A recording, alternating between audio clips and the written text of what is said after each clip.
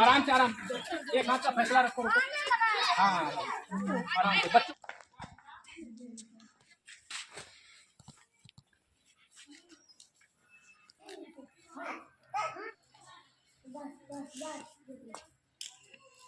नमस्कार साथियों, ग्राम पंचायत मलौसी ब्लॉक बिदुगना से अपने ग्राम पंचायत मलौसी में कुमारी शिका जी के माध्यम से आज 26 जनवरी गणतंत्र दिवस के अवसर पर पंचायत सहायिका के सौजन्य से ध्वजारोहण का समारोह किया। डॉक्टर भीमराव अंबेडकर बाबा साहेब जी के कार्यस्थल पर उन सभी महापुरुषों को याद करना चाहिए जिन महापुरुषों ने इस भारत देश को स्वतंत्र भारत बनाने में अहम भूमिका निभाई है।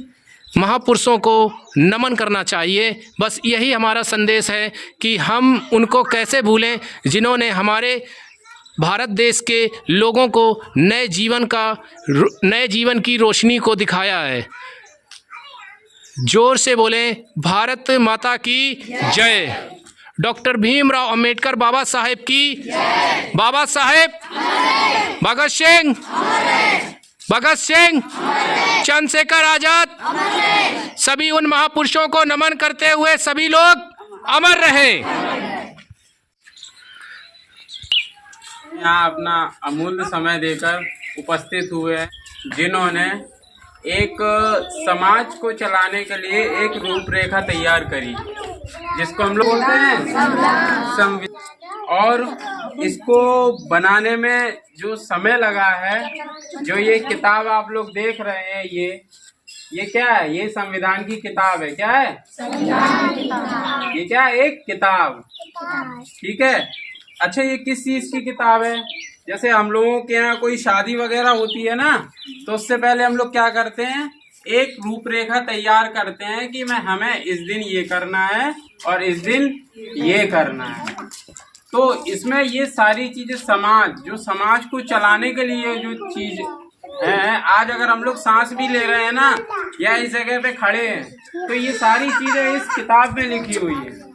सारी चीजें इसमें उल्लिखित हैं। हर चीज का एक नियम बनाया था बाबा साहब जी ने इस किताब में, तभी इसको क्या बोलते हैं? संविधान, भारत का संविधान। और इसको बनाने के लिए बाबा साहब ने 2 वर्ष 11 महीने और 18 दिन, कितना? 2 साल 11 महीने और 18 दिन का समय लगा था। और इसको लिखने वाले कौन थे? भारत रत्न डॉक्टर भीमराव अंबेडकर, जिन्होंने ये एक पुस्तक लिखी समाज की रूपरेखा चलाने के लिए। इसके दौरान इसमें कई सारी चीजें हैं। इसमें क्या है, देखते हैं क्या है इसमें सबसे बड़ी बात तो पहले समय में हम लोगों के लिए शिक्षा से बहुत वंचित थे। हम लोग वंचित समझते हैं। हम लोगों को शिक्षा का अधिकार आता था। समाज में पढ़ने के लिए शिक्षा का अधिकार महिलाओं को या दलित वर्ग के लोगों को नहीं दिया जाता। तो बाबा साहब ने सबसे बड़ी बात शिक्षा का अधिकार, जो कि अनुच्छेद 21 का में दिया है। 21 का में अनुच्छेद है शिक्षा का अधिकार, जिसमें से उन्होंने ये बात लिखी है कि 6 से 14 वर्ष तक के बच्चों को, यही है, निःशुल्क एवं अनिवार्य शिक्षा प्रदान की जाएगी। तभी तो आप लोग प्राइमरी स्कूल जाते हैं, वहाँ क्या होता है बताओ? पढ़ाया जाता है कि नहीं? पैसा लगता है कोई? नहीं। तो ये किसमें लिखा है? संविधान की किताब में सब चीज लिखा हुआ है वहाँ। तो और ये भी लिखा था कि किसी भी जाति, वर्ग, धर्म, समझे, इसमें किसी भी तरह का कोई भेदभाव नहीं किया जाएगा। पहले क्या था? पहले ये थी कि हम लोगों को क्या था, शिक्षा के लिए नहीं। अब बाबा साहब जो थे वो क्लास में जाते थे, लेकिन उनको क्या किया जाता था? उनको उससे क्लास से बाहर निकाल दिया जाता था। क्यों? क्योंकि वो दलित वर्ग से थे और जो ऊंचे समाज के लोग थे वो नहीं चाहते थे कि बाबा साहब पढ़ें। समझे? तो वो क्या करते थे कि गेट के पीछे खड़े होके पढ़ते थे। ठीक है, बताइए कितने विद्वान होंगे। गेट के पीछे खड़े होके पढ़ते थे और बहुत अच्छा, बहुत बहुत मेहनत करके वो उन्होंने ये संविधान को लागू किया। ठीक है, ऐसी बहुत सारे मौलिक अधिकार जो कि अभी तक आप लोगों को पता ही नहीं है कि हमें करना क्या है। आज कोई कहता है इस पे साइन कर दो, तो आप लोग क्या करते हो? हाँ ठीक है, कर दिया, यही तो करते हो। उसने कह दिया ये कॉलोनी मिलेगी तो साइन तुरंत हो गए बिना पढ़े। ठीक है ना। तो ये सारी चीजें संविधान की किताब में लिखी है। मौलिक अधिकार है, जैसे शोषण का अधिकार, समानता के विरुद्ध वो समानता का अधिकार, स्वतंत्रता के अधिकार, शोषण के विरुद्ध अधिकार, धार्मिक स्वतंत्रता का अधिकार और कहीं भी आवागमन करने की स्वतंत्रता हम लोगों को दी बाबा साहब ने। ठीक है, और बहुत सारी चीजें इसमें बताई हैं कि पहले मंदिर बना करते थे तो उसमें उच्च वर्ग के लोगों को ही जाना अलाउ था। फिर हम लोगों को भी फिर जाने की स्वतंत्रता मिल गई। अब हम लोग किसी भी मंदिर में चले जाते हैं ना, कहीं भी चले जाते हैं किसी भी तरीके से। तो इसी तरह ये संविधान की किताब उन्होंने लिखी, हम लोगों को सारे मौलिक अधिकार दिए, कहीं भी नौकरी करने का अधिकार, आवागमन करने की, नागरिकता, जो आपका आधार कार्ड है वो क्या है? नागरिकता। ये सारी चीजें इसमें उल्लिखित हैं, सारी चीजें लिखी गई हैं बाबा। और ये राष्ट्रीय पर्व, राष्ट्रीय पर्व कितने हम लोगों के? 3। कौन से? 3 राष्ट्रीय पर्व कितने हैं? देखो तेज बोलोगे क्योंकि हम ऊंचा सुनते हैं, तो तेज बोला करो। राष्ट्रीय पर्व कितने हैं? 3। कौन कौन से? 15 अगस्त, 26 जनवरी और 14 अप्रैल। नहीं, महात्मा गांधी 2 अक्टूबर। ठीक है, ठीक है। 14 अप्रैल क्या है? 14 अप्रैल बाबा साहब का क्या है? जन्मदिन। बाबा साहब कौन है? ये हैं बच्चे लोग, ये हैं, देखो इतने बड़े खड़े हैं। ठीक है, ये कोई भगवान नहीं थे, ये विद्वान थे। क्या थे? बहुत अच्छे विद्वान। इसी के साथ अपनी वाणी को विराम देते हुए कहना चाहूंगा कि आज का दिन 26 जनवरी में ज्यादा से ज्यादा लोग उपस्थित होकर जागरूक हों, ताकि लोगों को समाज में समझ में आए कि 26 जनवरी क्यों मनाया जाता है। और ये राष्ट्रीय पर्व को, माताओं को और भैया लोगों को, सभी लोगों को हमारे तरफ से तहे दिल से 26 जनवरी गणतंत्र दिवस की हार्दिक शुभकामनाएं और बधाई। खुश भी हूँ, और एक मन में छोटा सा सवाल है जो चिंतित कर रहा है, और वह सवाल है कि जिन ग्राम सभा के बीच जो 26 जनवरी मनाई जा रही है, जो स्कूलों में और कॉलेजों में मनाई जाती है, विद्यालयों में मनाई जाती है, उस पर तो चलो हर स्टूडेंट, हर गार्जियन अपने बच्चों को भेजकर और इस खुशी के पर्व पर शामिल होने पहुंच जाते हैं। और हमारे गुरुजनों के बीच इस पर्व को बड़ी खुशी और उल्लास के साथ मनाया जाता है। बच्चे भाग लेते हैं, कई कार्यक्रम अपने देश को जागरूक करने के लिए नए नए प्रोग्राम करते हैं, ताकि हर बच्चा जागरूक बने। पर यह एक छोटा सा ग्राम सभा जिला औरैया के अंतर्गत भी आता है, जिस ग्राम पंचायत का नाम है ग्राम पंचायत मलौसी। यहाँ पर मैंने देखा कि पिछली साल तो कुछ इस तरह लोगों ने बढ़ चढ़कर भाग लिया और बढ़ चढ़कर लोगों ने 26 जनवरी को मनाया।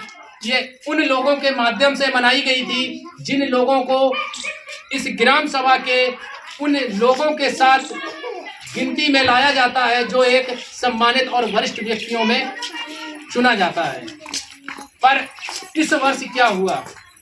इस वर्ष क्या केवल अयोध्या राम के मंदिर पर ही इतना व्यस्त हो गए कि अपने महापुरुषों के कार्यस्थलों को भूल गए? कोई भी यहाँ पर माल्यार्पण या ध्वजारोहण करने के लिए उपस्थित नहीं हुआ, या फिर इसलिए कि वो दलित समुदाय से हैं। पर 26 जनवरी जो है हर एक बच्चे से लेकर हर एक उस बड़े व्यक्ति, बुजुर्ग और सभी पढ़े लिखे समाज के लिए बराबर हिस्सेदार होती है।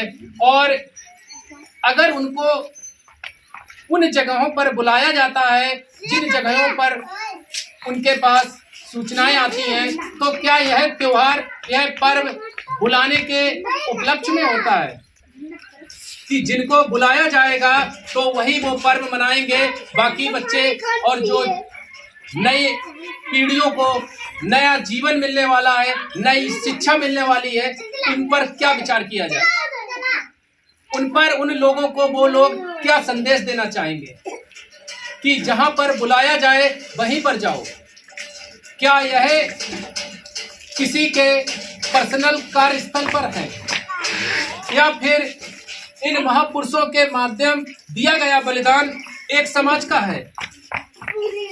अगर ऐसा है तो फिर हमारी ग्राम सभा के लिए बहुत ही दुखदाई समय है ये, क्योंकि जिस समय को देखते हुए 26 जनवरी गणतंत्र दिवस के पर्व पर आज हमारे ग्राम सभा से, जब इस ग्राम पंचायत से जुड़े हुए कुछ लोग ही उपस्थित नहीं हैं, तो फिर हम इस पर उनसे क्या सवाल करें? ऐसा क्यों हुआ? इस ग्राम सभा के लोग और यहाँ के समाज के लोगों में यह सवाल उत्पन्न हुआ है कि इस बार आखिर यह जगह क्यों छूट गई। तभी ग्राम सभा के बहनों और माताओं से मिलकर इस कार्य को सौजन्य किया गया। क्या राजनीति के उपलक्ष्य में ही केवल इनकी जरूरत पड़ती है? क्या यहाँ के लोग शिक्षित नहीं है, या संघर्ष नहीं करते हैं, या संगठित नहीं है? हम निवेदन करना चाहेंगे कि हर साल की तरह जब भी कोई पर्व आता है महापुरुषों का, तो इस ग्राम का जो मुखिया है और जो भी इस ग्राम से जुड़े हुए लोग हैं, वो आकर इस कार्यस्थल पर पहुंचकर इस कार्य को सुनहरा बनाए। उस बिटिया के माध्यम से कुमारी शिखा जी जो पंचायत सहायिका हैं, उन्होंने यहाँ पर आकर ध्वजारोहण का कार्य करवाया और ग्राम सभा के हित में सभी लोगों को यहाँ जागरूक किया। काफी साल से आराम से, आराम से, एक हाथ का फैसला रखो, रुको। हाँ, आराम से, बच्चों को समझाओ। ये बच्चे में क्या नाम है तुम्हारा? नाम बताओ। किस क्लास में पढ़ते हो? अच्छा, मेहनत से पढ़ा करो, ठीक है? आराम से चलो यार।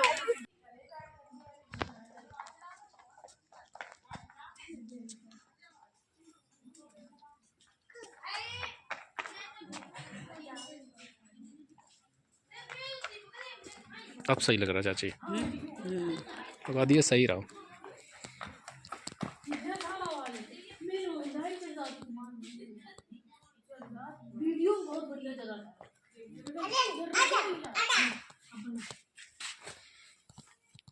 संध्या काल होने के बाद ध्वजारोहण को उतार लिया जा रहा है।